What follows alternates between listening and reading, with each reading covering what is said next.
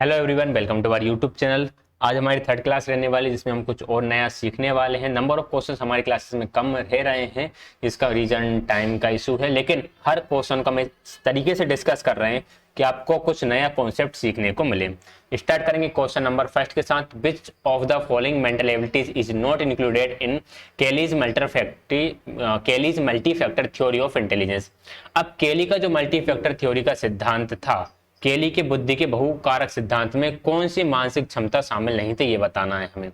Memory, perceptual ability, word fluency या special ability, स्मृति, अवधारणात्मक क्षमता, शब्द प्रवाह या स्थानिक क्षमता।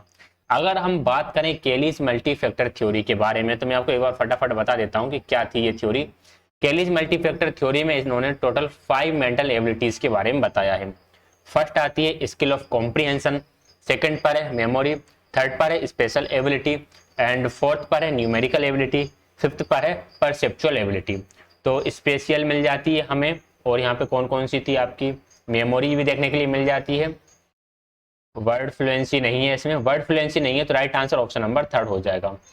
Option number third right answer रहेगा। शब्द प्रवाह, वर्ड फ्लुएंसी जो एबिलिटी है वो केलीज मल्टी फैक्टर थ्योरी के अंदर नहीं आती है। तो इस प्रकार के क्वेश्चंस एनवीएस में काफी पूछे गए हैं, तो राइट आंसर होगा इसका कौन सा, ऑप्शन नंबर थर्ड। बाकी ये 5 मेंटल एबिलिटीज है जो केलीज ने बताई हैं अपनी मल्टी फैक्टर थ्योरी के अंदर। इन पांचों को आपको याद रखना है। आगे बढ़ेंगे क्वेश्चन नंबर सेकंड की तरफ। पुराना क्वेश्चन है, मतलब कि काफी बार आया हुआ क्वेश्चन है। Which of the following does not come under the cognitive domain of Bloom's taxonomy. निम्नलिखित में से कौन सा ब्लूम के वर्गीकरण के संज्ञानात्मक क्षेत्र के अंतर्गत नहीं आता।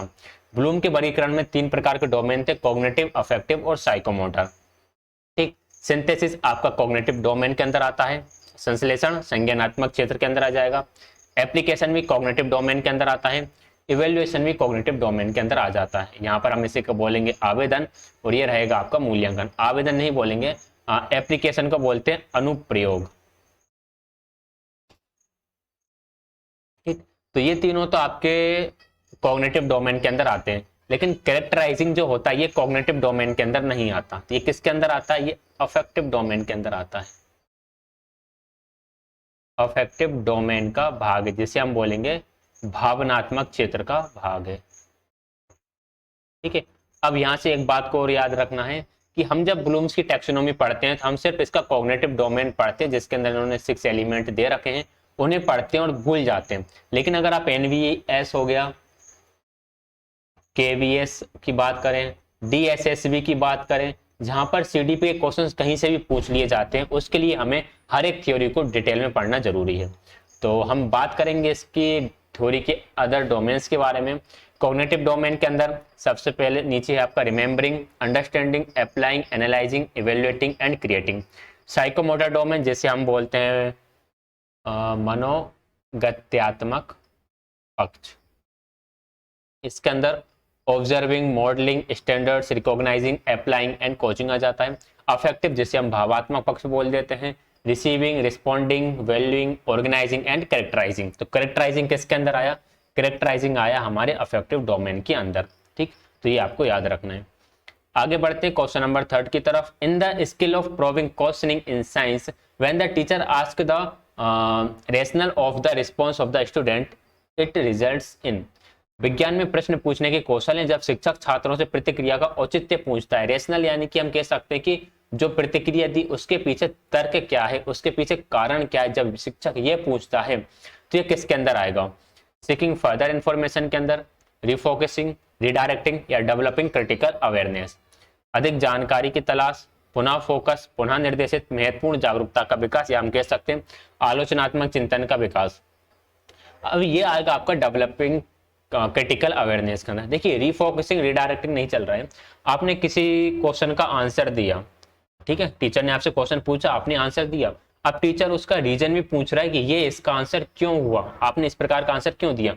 तो वह देख पा रहा है कि बच्चा अपनी चीजों, अपने अंदर जो उसकी अवेयरनेस है, जो नॉलेज है, उसको क्रिटिकली डील कर पा रहा है या नहीं, क्रिटिकल अवेयरनेस उसके अंदर है क्या नहीं। अगर उसका कोई क्रिटिसाइज करता है, कोई उसका नेगेटिव पॉइंट लेकर जाता है, तो भी अपने पॉइंट को प्रूफ कर पाएगा बच्चा या नहीं कर पाएगा। तो ये कहलाएगी उसकी क्रिटिकल अवेयरनेस, जो भी चीज है उसके बारे में पूर्णतः नॉलेज उसे है या नहीं है। तो राइट आंसर इसका ऑप्शन नंबर 4 बनेगा। बाकी तीनों तो वैसे ही नहीं हो सकते थे। आगे बढ़ेंगे क्वेश्चन नंबर 4 की तरफ। In a teaching strategy the uses several methods to support early readers. Early readers यानी कि जो प्रारंभिक रीडर्स हैं उनको सपोर्ट करने के लिए बहुत सारी मेथड्स का यूज कर रहे हैं in gaining skill one by one, ताकि वह एक एक करके स्किल को गेन कर सके और जो रीडिंग कॉम्प्रिहेंशन है उसको बढ़ा सके। The goal of this reading instruction, आपको एक इंस्ट्रक्शन दिया जा रहा है, is to establish positive practice that help student develop stronger reading comprehensive. तो इस प्रकार का जो रीडिंग इंस्ट्रक्शन दिया जा रहा है जिसमें एक रीडर के लिए बहुत सारी मेथड का यूज किया जा रहा है जिससे वह एक एक करके स्किल को गेन कर रहा है। अब ये जो रीडिंग का इंस्ट्रक्शन दिया जा रहा है इसके इंस्ट्रक्शन से बच्चे के जो रीडिंग कॉम्प्रिहेंशन पावर है वह स्ट्रॉन्ग हो जाएगी। ठीक है, हिंदी में पढ़ेंगे क्वेश्चन को। एक शिक्षण रणनीति है जो एक एक करके कौशल प्राप्त करने में शुरुआती पाठकों का समर्थन करने के लिए कई विधियों का उपयोग करती है।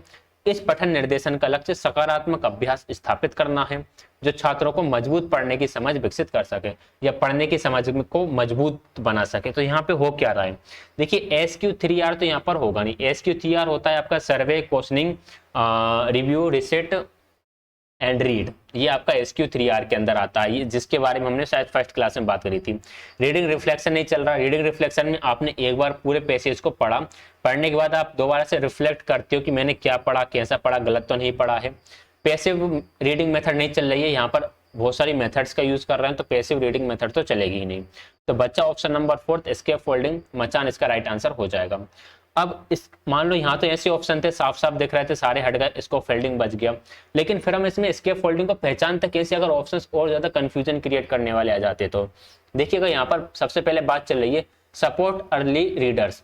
अर्ली रीडर्स मतलब कि जो जिन्होंने पढ़ना शुरू कर रहे हैं, जो बच्चे पढ़ना शुरू कर रहे हैं, उन्हें सपोर्ट करने के लिए आप कुछ मेथड्स का यूज कर रहे हो, कुछ इंस्ट्रक्शन का यूज कर रहे हो। इन इंस्ट्रक्शन को देने के बाद उसके अंदर एक strong reading comprehension power develop हो जाएगी। रीडिंग कॉम्प्रिहेंशन की जो एबिलिटी है वो उसके अंदर डेवलप हो जाएगी। यानी कि आप बच्चे को ZPD एक ऐसा क्षेत्र जिससे आप उसे उस क्षेत्र तक लेकर जा रहे हो जहां पर वह खुद ही अपनी एबिलिटी को डेवलप कर सके। तो इसे हम इसके फोल्डिंग ही बोलते हैं, क्योंकि यहाँ पर जो सेवरल मेथड्स का यूज किया जा रहा है ना, ये हमेशा नहीं किया जाएगा।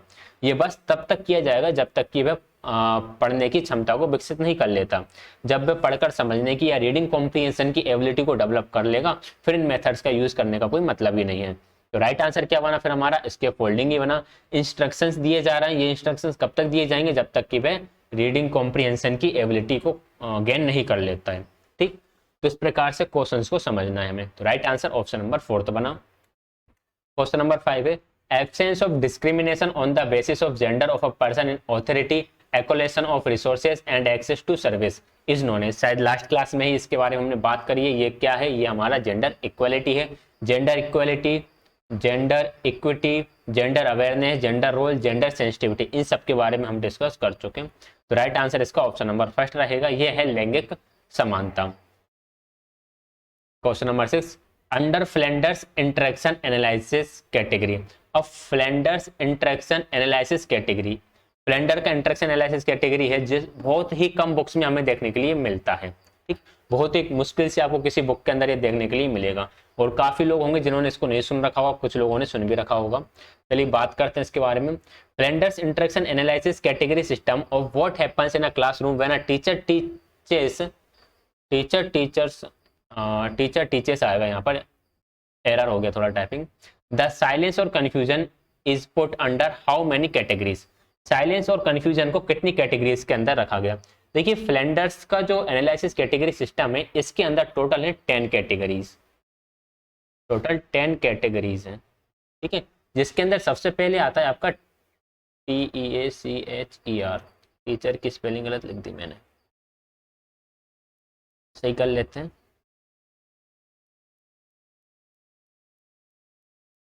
इसके अंदर टोटल 10 कैटेगरी है, जिसके अंदर सबसे पहले आएगा आपका टीचर टॉक। टीचर टॉक को हम बोलेंगे शायद शिक्षक संवाद बोलेंगे। इसके अंदर 7 कैटेगरीज आती हैं। फिर आता है आपका स्टूडेंट टॉक, जिसे हम बोल सकते हैं छात्र विद्यार्थी या शिक्षार्थी संवाद। इसके अंदर 2 आती हैं। फिर लास्ट वाला आता है आपका साइलेंस। इसके अंदर एक कैटेगरी आती है। तो अगर हम इसकी बात करें कि साइलेंस और कंफ्यूजन, इसके is put under how many categories, कितनी कैटेगरीज के अंदर ये रखा गया है, तो ये सिर्फ एक कैटेगरी के अंदर रखा गया है, साइलेंस और कंफ्यूजन। साइलेंस जो कैटेगरी है इसके अंदर आता है आपका साइलेंस और कंफ्यूजन। तो right answer option number first हो जाएगा। और 7 किसके लिए लगाते हैं आप, टीचर टॉक के लिए, 2 किसके लिए लगाते हैं, स्टूडेंट टॉक के लिए, एंड 4 आपके लिए कंफ्यूजन करने के लिए दे रखा है। और Flanders interaction analysis category system को थोड़ा सा हम समझ लेते हैं। पीडीएफ थोड़ा सा आपको ब्लर देख सकता है क्योंकि इमेज एकदम क्लियर इसका मिला नहीं। टीचर टॉक के अंदर हमें इनडायरेक्ट और डायरेक्ट दो प्रकार, इनडायरेक्ट रिस्पॉन्स एंड डायरेक्ट, ये शायद इनिशिएशन जैसा कुछ भी है। आपको बस याद रखना टीचर टॉक के अंदर 7 कैटेगरीज आती हैं। फर्स्ट के अंदर आएगा आपका एक्सेप्ट फीलिंग्स, सेकंड है प्रेजेस एंड इनकरेजेस, थर्ड है एक्सेप्ट और यूजेस आइडियाज ऑफ पीपल, जो बच्चे हैं उनके आइडियाज को एक्सेप्ट करना, आस्क क्वेश्चन, फिर क्वेश्चंस पूछना है। लेक्चरिंग में आप क्या करते हो, बच्चों को फैक्ट बताते हो, थ्योरीज बता रहे होते हो। फिर 6th पे आएगा गिविंग डायरेक्शन, 7th पर आएगा क्रिटिसाइजिंग और जस्टिफाइंग ऑथोरिटी, जो भी क्वेश्चन है आंसर या जो भी आपने रिजल्ट निकाला है उसको क्रिटिसाइज करते हो या फिर आप जस्टिफाई करते हो। फिर आता है प्यूपल्स टॉक में प्यूपल्स टेक रिस्पॉन्स या pupils take initiation. Pupils talk response और प्यूपल्स टॉक इनिशिएशन, दो प्रकार के यहाँ पर एक्टिविटी आ जाएंगी। तो प्यूपल्स टॉक के अंदर ये 2 कैटेगरी हो गई। एंड साइलेंस के अंदर एक कैटेगरी आती है, साइलेंस और कंफ्यूजन। तो साइलेंस एंड कंफ्यूजन के अंदर कितनी कैटेगरीज रखी गई हैं, 8 कैटेगरीज रखी गई हैं। And in which category silence और कंफ्यूजन इज पुट, तो साइलेंस और confusion is put under the category 10। जो 10 कैटेगरी है उसके अंदर साइलेंस और कंफ्यूजन को रखा गया है। लेकिन साइलेंस और कंफ्यूजन के अंदर कितनी कैटेगरीज आती हैं, तो उसके अंदर सिर्फ एक कैटेगरी आती है। तो इसे इस तरह से आपको समझना होगा। आई होप आपको समझ में आ गया होगा। तो ये था आपका Flanders interaction analysis category system. बात करेंगे आगे क्वेश्चन नंबर 7 की तरफ। ये क्वेश्चन तो कल ही की क्लास में करा था। The social system in which the mother is the head. अब mother is the head of the household and has control on the property of the better social privileges is called. तो ये किस प्रकार की society होती है जिसमें माँ घर का मुखिया होती है। माँ घर का जिसमें माँ घर का मुखिया होती है वो होती है मैट्रियार्कल सोसाइटी। पैट्रियार्कल सोसाइटी में पिता मुखिया होता है। पैट्रीलोकल सोसाइटी में कपल्स जो होते हैं वो शादी के बाद अपनी जो हस्बैंड की फैमिली के साथ या उसके पास रहते हैं। एंड फिर एक होता है मैट्रीलोकल सोसाइटी जिसमें शादी के बाद वाइफ की फैमिली के साथ रहा जाता है। ठीक है, तो इस प्रकार से हमने सोसाइटीज के बारे में लास्ट क्लास में डिस्कस करा ही था। तो राइट आंसर इसका ऑप्शन नंबर 3 बनेगा। क्वेश्चन नंबर 8 है a mother's attention to her crying child is an example of attention. देखिए जब बच्चा रोता है तो माँ का ध्यान उसकी तरफ ऑटोमेटिक ही चला जाता है, उसे कुछ सोचना नहीं पड़ता कि बच्चा रो रहा है मुझे उसे उठाना है या उसके पास जाना है, ऑटोमेटिक ही उसकी तरफ ध्यान चला जाता है। तो ये एक प्रकार की अनैच्छिक क्रिया है जिसमें ये आपकी इच्छा से नहीं होती, आप इसके लिए सोच विचार नहीं करते, आपका कंट्रोल नहीं है, ये ऑटोमेटिक ही हो जाता है, जिसे हम बोलते हैं नॉन वॉल्यूशनल अटेंशन। एक होता है वॉल्यूशनल जो आपकी इच्छा पर निर्भर करता है, कोई रो रहा है आपकी इच्छा होगी तो जाओगी, आपकी इच्छा होगी तो नहीं जाओगे। और जो नॉन वॉल्यूशनल होता है जिसे हम अनैच्छिक बोलते हैं, ये आपकी इच्छा पर निर्भर नहीं करता, बच्चा रो रहा है तो माँ उसको उसके पास जाएगी ही जाएगी। ठीक, तो राइट आंसर यहाँ पर ऑप्शन नंबर 3 बनेगा। ये नॉन वॉल्यूशनल यानी कि अनैच्छिक ध्यान का, अनैच्छिक अटेंशन का उदाहरण है। Question number 9, which one of the following facts is wrong with respect to development abilities. Development abilities के रिस्पेक्ट में कौन सा फैक्ट रॉन्ग है ये बताना है। From time to time it is attributed to mental weakness, physical weakness और both. इसे समय समय पर मानसिक कमजोरी, शारीरिक कमजोरी या दोनों के लिए जिम्मेदार ठहराया जा सकता है। बिल्कुल ठीक है। विकासात्मक अक्षमता मतलब या तो आप मानसिक रूप से कमजोर हो या शारीरिक रूप से कमजोर हो, या हो सकता है दोनों ही तरह से कमजोर हो। It is likely to continue till infinity. इसे अनंत तक जारी रहने की संभावना होती है। अनंत तक जारी रहने की संभावना मतलब कि हो सकता है कि इस प्रकार की डिसेबिलिटी हो जो कभी खत्म ही ना हो, जो हमेशा आपकी चलती ही रहे।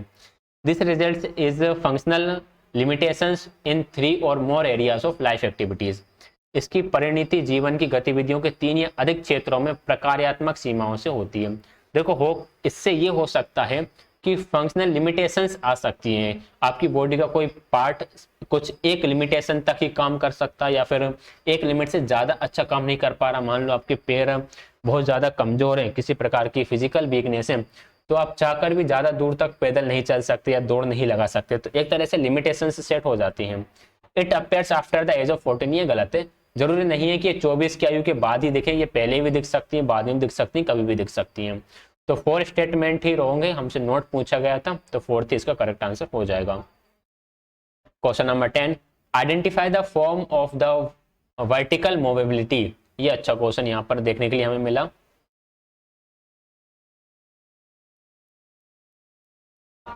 Identify the form of the vertical mobility belonging to social mobility from the given options. दिए गए विकल्पों में से सामाजिक गतिशीलता से संबंधित ऊर्ध्वाधर गतिशीलता के रूप में पहचान करें। International mobility, ascending mobility, party mobility या ऑक्यूपेशनल मोबिलिटी। तो ये 4 प्रकार की मोबिलिटी दे रखी है। अगर हम ऑप्शन में देखें ऊर्ध्वाधर गतिशीलता यानी कि वर्टिकल मोबिलिटी, वर्टिकल मतलब कि एकदम सीधा, सीधा है तो कोई व्यक्ति या तो ऊपर चल रहा होगा, यानी कि कौन सा केस चल रहा होगा, असेंडिंग वाला, या फिर हो सकता है कि कोई ऊपर से नीचे आ रहा होगा, यानी ये हो सकता है फिर हमारा डिसेंडिंग वाला।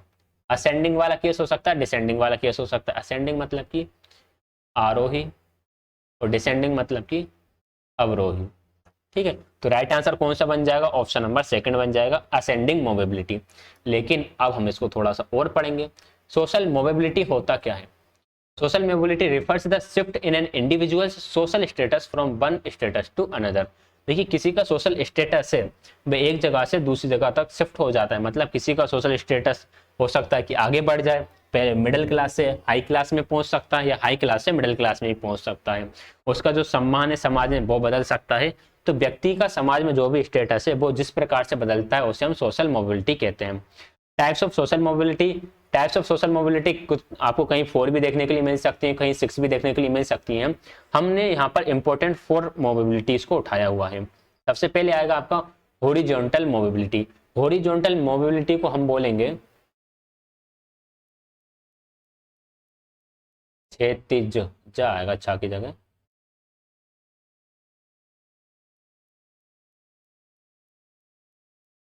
ये इसे हम बोलते हैं क्षैतिज गतिशीलता। ठीक है, क्षैतिज गतिशीलता मतलब कि इस प्रकार का, इसे हम बोलते हैं ये एक हॉरिजॉन्टल लाइन है। तो भाई हॉरिजॉन्टल लाइन में कोई पर्सन यहाँ था, यहाँ से यहाँ चला गया, यहाँ से यहाँ चला गया, यहाँ से यहाँ चला गया, मतलब उसका सोशल स्टेटस जो है बस सेम रहेगा, बदलेगा नहीं। This occurs when a person change their occupations but their overall social standing remains unchanged. For example, कोई व्यक्ति था जो कि एक तरह से कह सकते हैं कि इंजीनियर था। ठीक है, कोई व्यक्ति था जो कि इंजीनियर था। अब वह इंजीनियरिंग कर रहा था, लेकिन इंजीनियरिंग करते करते वो क्या करने लगा? इंजीनियरिंग को टीच करने लगा, इंजीनियरिंग को पढ़ाने लगा। लेकिन यहाँ पर इसका स्टेटस चेंज हुआ क्या? पहले भी ये एक इंजीनियर की फील्ड में ही काम कर रहा था, अब भी उसी प्रकार के बच्चों को ये पढ़ा रहा है, तो उसी फील्ड में है, फील्ड इसकी चेंज नहीं हुई है। इसने ऑक्यूपेशन चेंज करा लेकिन फील्ड चेंज नहीं हुई। फॉर एग्जाम्पल, कोई मेडिकल स्टूडेंट है, डॉक्टर के साथ साथ कहीं लेक्चर वगैरह भी लेने चला जाता है एक आध, तो वह भी वहाँ पर भी उसने अपना ऑक्यूपेशन चेंज करा, लेकिन उसका जो स्टेटस था डॉक्टर वाला वह चेंज नहीं हुआ।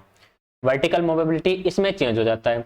This refers to a change in the occupational, political or religion status of a person that causes a change in their social position. For example, हम कह सकते हैं कि कोई पहले एमएलए था, एमएलए से वो कहाँ तक पहुँच गया? सीएम तक पहुँच गया। तो हम ये कह सकते हैं कि वर्टिकल मोबिलिटी है। और हो सकता है कि कोई सीएम था, सीएम से नीचे गिर के वह बन गया, कौन बन गया? वह चपरासी बन गया। ठीक है, तो इस प्रकार से वर्टिकल मोबिलिटी हो सकती है। Vertical mobility can be ascending और डिसेंडिंग।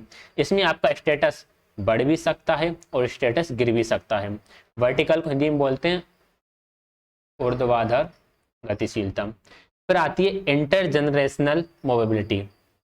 इंटरजनरेशनल, इंटरजनरेशनल मतलब 2 जनरेशन के बीच में मोबिलिटी होती है। जैसे कि हो सकता है कि जो आपके पेरेंट्स थे वो एक मिडिल क्लास फैमिली थी, एक आपकी जो फैमिली थी वो पहले मिडिल क्लास फैमिली थी, लेकिन उनके जो बच्चे हुए, उनके जो चिल्ड्रन थे, उनके चिल्ड्रन ने पढ़ाई लिखाई अच्छी करी, उन्हें अच्छा, पेरेंट्स ने अच्छा वातावरण प्रोवाइड करा, तो चिल्ड्रन ने उस फैमिली को बना दिया हाई क्लास फैमिली या अपर क्लास फैमिली, जिसे हम कह सकते हैं। आप हाई क्लास फैमिली में कन्वर्ट होगा। तो यहाँ पर क्या हुआ कि आपने जो जो जनरेशन थी, उन जनरेशन ने गैप आ गया। पेरेंट्स की जनरेशन थी वो मिडिल क्लास वाली थी, नेक्स्ट जो जनरेशन आई वो हाई क्लास में रहने लगी।